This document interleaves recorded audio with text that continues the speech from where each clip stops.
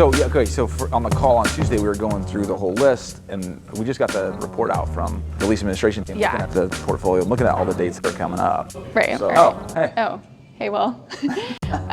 Blake and I were just talking about one of our clients that's a global client of ours, and each week we go through their projects, looking at critical dates, things like options to terminate, options to extend, options to expand into a space next door. We are looking at those months in advance, years in advance in some cases, depending on the size of the space, to give our clients the most flexibility. Critical dates, they're called critical for a reason, and most leases are going to have, 2, 3, 4 different critical dates.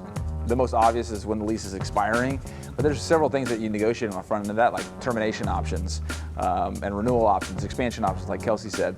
If you miss one of those, like a lot of international leases have auto renews.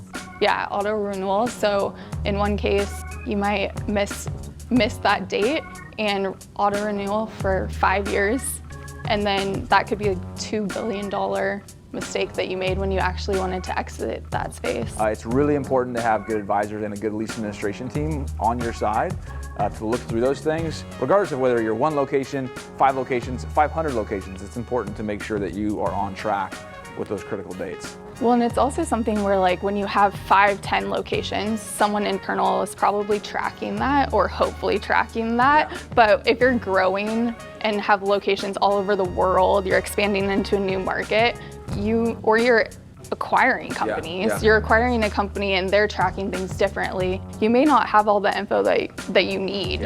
Yeah.